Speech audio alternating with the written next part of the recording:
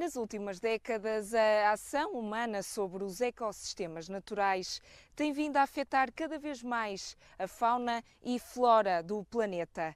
O Boticas Parque Natureza e Biodiversidade foi criado exatamente para contrariar essa tendência. Aqui na região de Barroso, Boticas, as espécies autóctones florestais e arbustivas dão abrigo a muitos animais que vamos conhecer já de seguida.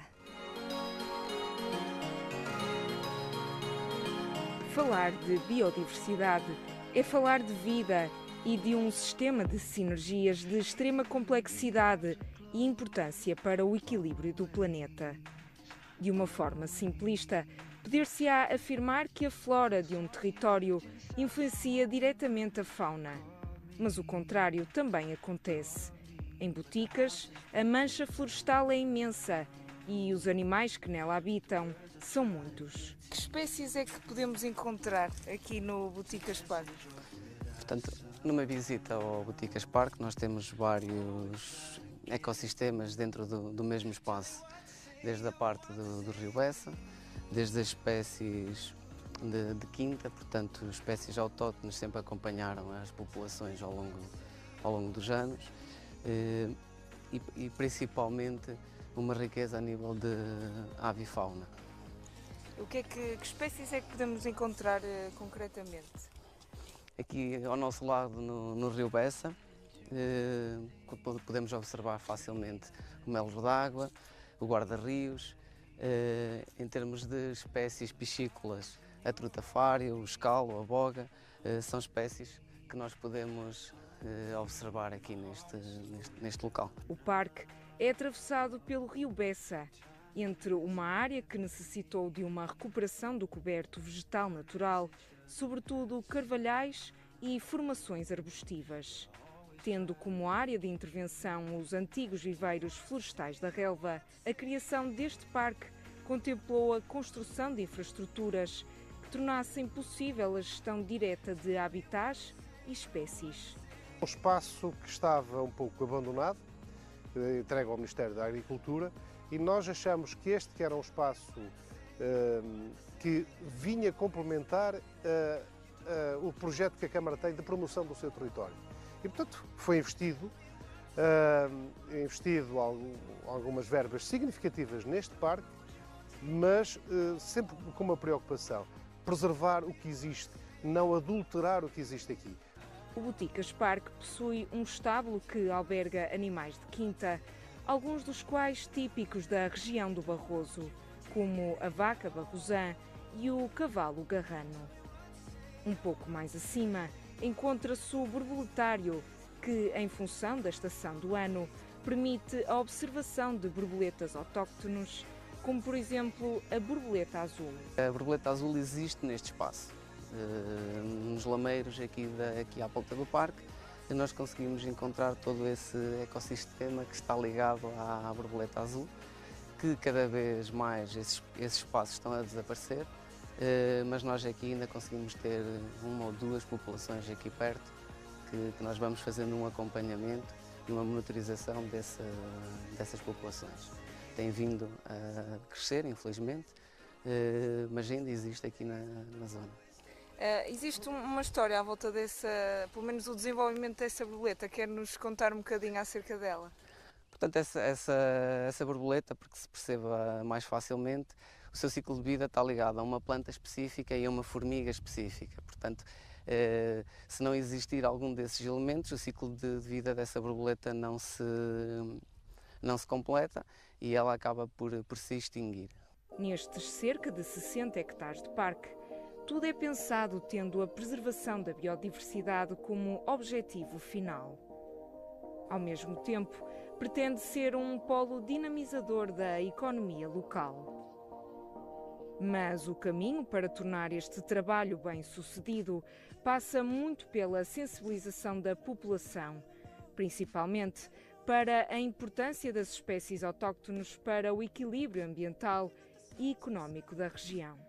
Estamos com uma candidatura em mãos para que a preservação da floresta, a conservação da fileira florestal mas que também queremos passar a ideia de que a floresta não é só uma paisagem, não é só um amontoado de pinheiros, mas que seja um ativo económico para as populações. Aliás, é através desta sensibilização e destas práticas que achamos nós que vamos conseguir debelar ou pelo menos reduzir significativamente a questão dos incêndios. Porque neste momento as pessoas não veem a floresta como um ativo económico, não é uma oportunidade de negócio e, portanto, o que é que se faz nesta altura? É destruí-la, é o que está a acontecer.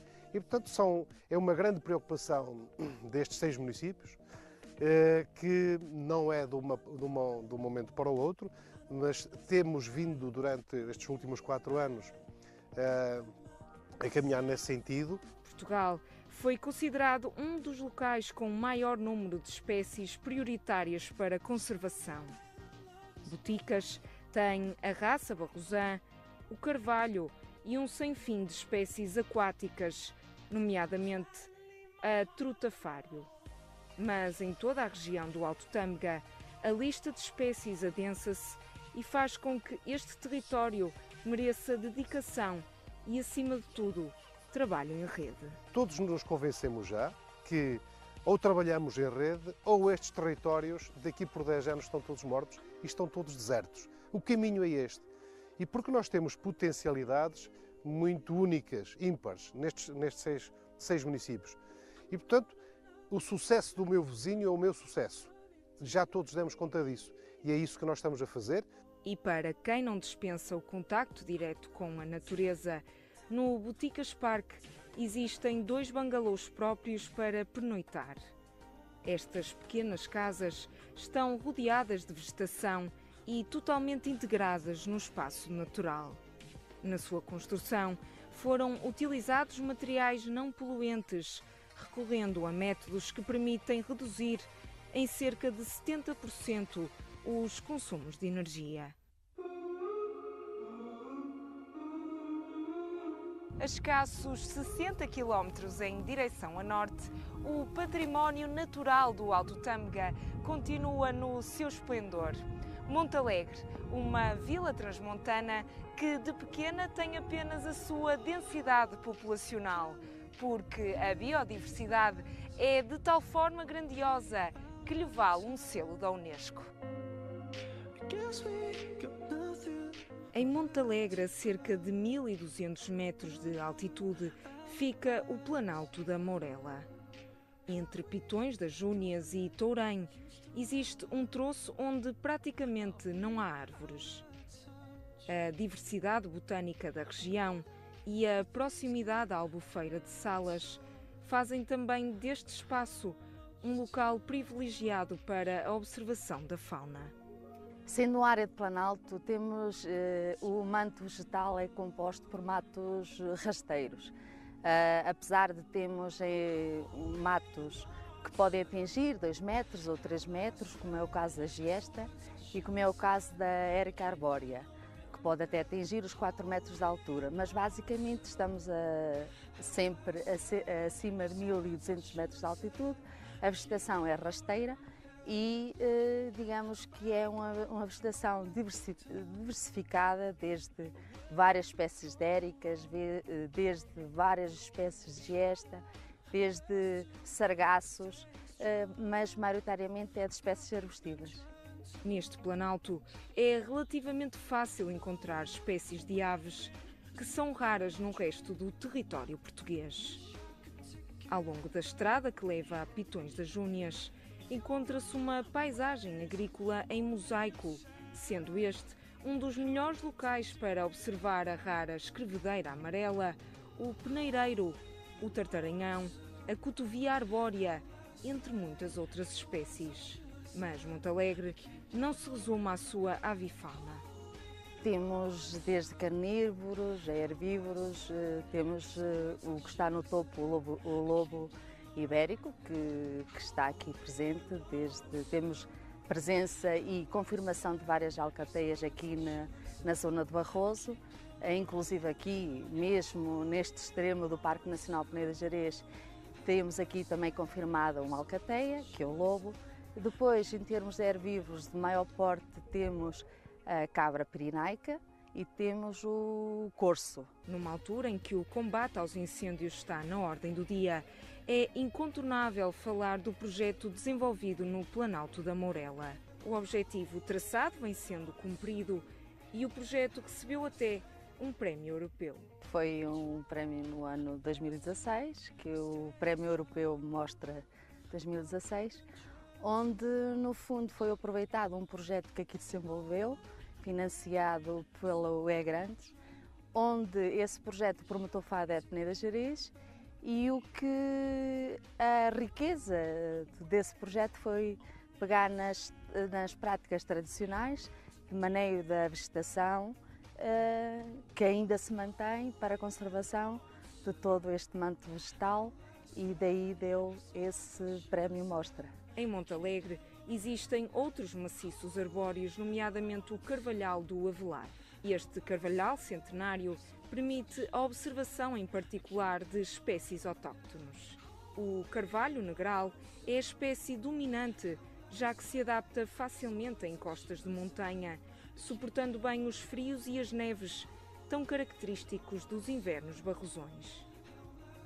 Mas a paisagem da região está pintada por muitos outros carvalhais. O carvalhal também do Rio Mau, que é um extenso vale onde o carvalhal está a chegar ao seu pleno, ou seja, já temos a evolução do carvalhal que deixou de ocupar as zonas ribeirinhas, as zonas mais baixas, já está a subir a encosta e está praticamente até no topo da encosta.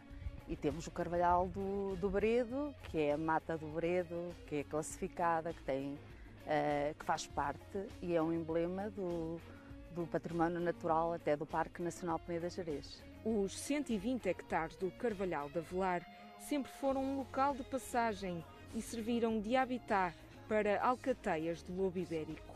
Ficou conhecido por se associar a factos históricos relacionados com a perseguição do animal.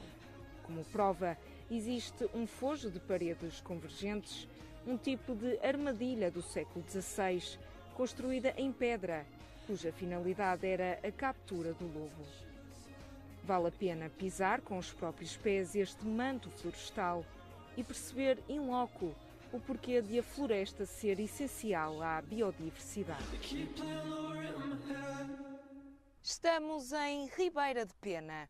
Nestes 18 hectares que compõem o Parque Ambiental de Ribeira de Pena e um pouco por todas as freguesias do concelho, existem várias espécies autóctones que fazem deste território uma paragem obrigatória, principalmente por esta mancha florestal provocada pelo pinheiro bravo. Esta mancha já foi uma das maiores da Europa. Em Ribeira de Pena, o rei da floresta é o pinheiro bravo. O seu aproveitamento é principalmente resineiro e madeireiro. A terbentina obtida da resina utiliza-se para fins medicinais. Prefere solos soltos e arenosos e habita normalmente entre os 0 e os 1500 metros. É uma espécie de luz e que tem um crescimento veloz. Aliás, dos pinheiros ibéricos é o mais rápido. Temos uma área baldia que rondará os cerca de 15 mil hectares, portanto temos agora o flagelo dos incêndios que assolam os outros concelhos também, e nós agora estamos a ser afetados também com esse flagelo. Posso dizer que assim por alto, neste verão, arderam cerca de 2 mil hectares de pinheiro bravo. No entanto, o município irá fazer com certeza esforços irá com certeza estar empenhado para repor essa área muito rapidamente. O Parque Ambiental de Ribeira de Pena não inclui o pinheiro bravo no seu espólio, mas muitas outras espécies são possíveis de explorar neste espaço, que é um verdadeiro pulmão da natureza. Podemos encontrar aqui diversas espécies de folhosas, essencialmente. Temos o carvalho que é autóctone também, temos o amieiro, temos freixo, a bétula, Relativamente às espécies animais, temos o veado, temos o gamo, o corso, espécies cinegéticas também temos aqui, como o coelho bravo, a perdiz, a lebre, o javali. Os visitantes, que chegam a ser uma centena por dia, vêm pelo contacto direto com a natureza, mas também para observar animais que de outra forma nunca conseguiriam encontrar. Além das cinegéticas, é possível encontrar espécies migratórias que surgem sazonalmente. Mas um pouco por toda a região de Ribeira de Pena, é a raça maronesa a mais conhecida das espécies autóctones. Temos também aqui um setor muito importante, que é o setor agrícola e pecuário, onde podemos ver os rebanhos da cabra bravia. Temos cerca de 19 produtores dessa raça, teremos cerca de 2.700 efetivos, portanto isto representará a nível nacional cerca de 22% dos efetivos a nível nacional. É uma fatia importante e que contribui muito para a economia do próprio agricultor, não é? Relativamente à maronesa, é uma espécie autóctone. Na linguagem dos agricultores chamam-lhe até a raça penata, porque tem origem aqui em Ribeira de Pena, e teremos cerca de 202 explorações e rondarão os 1.700 efetivos.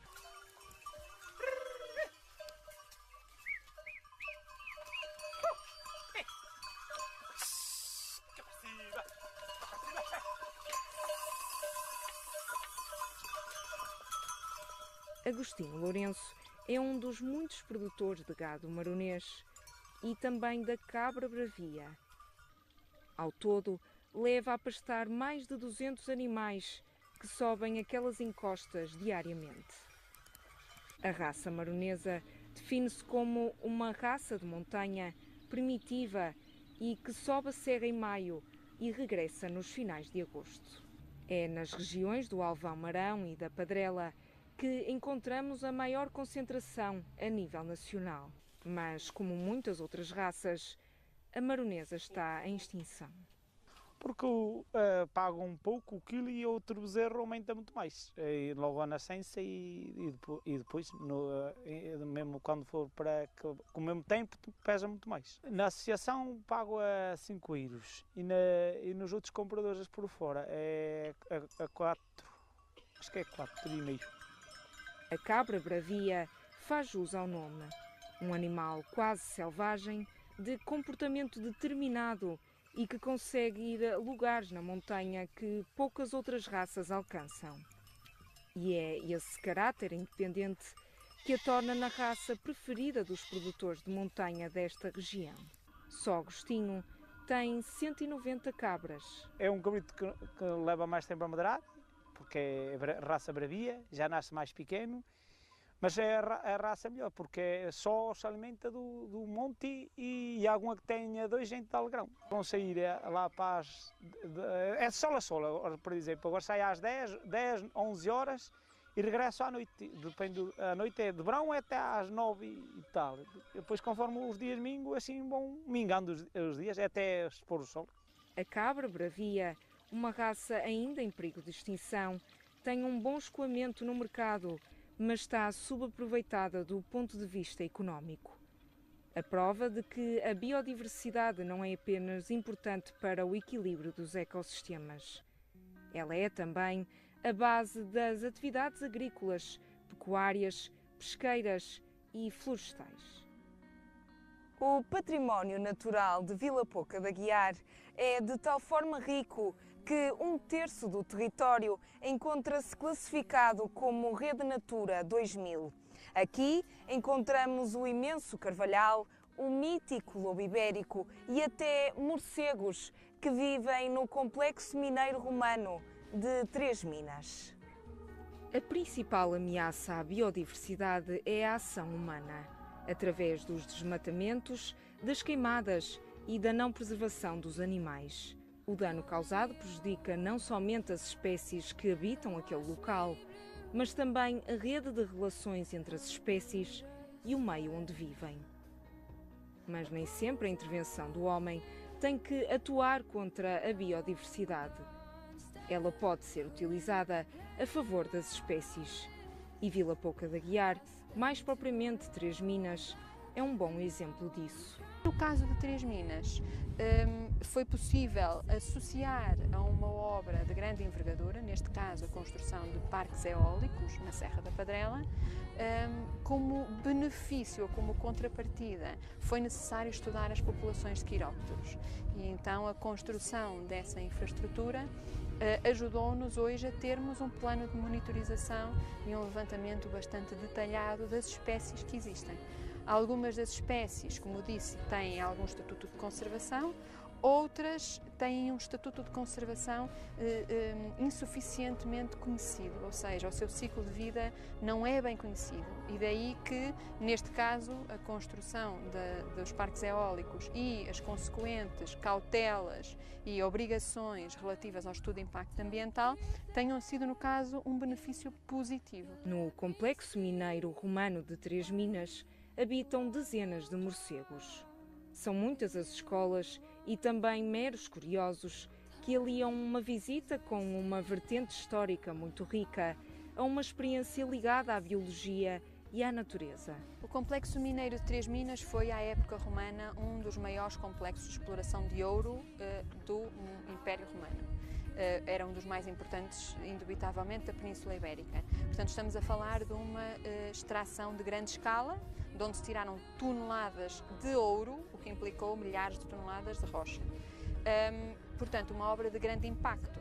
No entanto, estamos a falar também de uma estrutura que depois dos romanos nunca mais foi intervencionada e então foi reconquistada, se podemos assim dizer, pela natureza, pelos ecossistemas, pelas espécies, que aproveitaram as características únicas do local para se especializar também. Por exemplo, o interior das galerias subterrâneas foi propício ao desenvolvimento de espécies de morcegos cavernícolas. As vertentes escarpadas das cortas mineiras a céu aberto foram aproveitadas por outras espécies de morcegos, os fissurícolas, e, por exemplo, por rapinas que não ocorreriam neste local se não existisse aquele ecossistema. Também a própria vegetação. Os matos de altitude conseguem se adaptar a solos pobres, a solos muito ventosos, muito expostos. E tudo isso hoje em dia é possível interpretar e conhecer no complexo mineiro romano de Três Minas.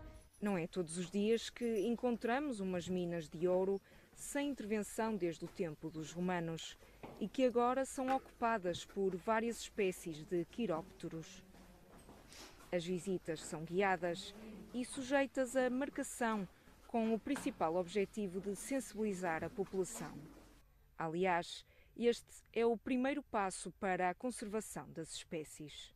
É uma recomendação do ICN, do Instituto de Conservação da Natureza, para a proteção dos quirópteros. A primeira ferramenta é a sensibilização e a desmistificação de muitos mitos à volta das criaturas da noite, como são os morcegos, associados ao mal e a uma série de características negativas que levam à sua perseguição. E em Três Minas é uma oportunidade muito boa, a nível, por exemplo, da disciplina de Biologia, na parte da conservação dos morcegos. A conotação negativa atribuída aos morcegos acontece também com uma outra espécie com expressão na região e que, por essa mesma carga, se encontra em extinção. Mais uma vez, Vila Pouca de Aguiar uniu esforços a quando da construção de infraestruturas importantes no sentido de combater a exterminação da espécie. Temos, por um lado, o lobo ibérico, é um dos carnívoros mais bem preservados a nível do país, protegido por lei e que tem a sua melhor alcateia a norte do Douro e, portanto, escolhe também o nosso terreno para as suas alcateias e para a sua distribuição. Esse facto também motivou que algumas das obras de grande envergadura a nível do concelho tivessem que se adaptar à presença do lobo. Nomeadamente, durante a construção da A24, foi construído um viaduto e várias passagens aéreas e subterrâneas dedicadas ao lobo ibérico. Depois temos também outro ex-libris, que são os próprios ecossistemas associados, por um lado, aos carvalhais e também, por outro lado, aos matos de altitude que caracterizam a paisagem. Cada pequeno animal tem a sua função específica na natureza e a sua ausência acarreta prejuízos incalculáveis para a manutenção da biodiversidade. Não se sabe quantas espécies vegetais e animais existem no mundo. As estimativas variam entre 10 e 50 milhões, mas até agora os cientistas classificaram apenas 2 milhões de espécies. Neste Destino Norte, mostramos apenas uma pequena parte da enorme coleção de fauna portuguesa, espalhada por um sem número de ecossistemas. Take you there.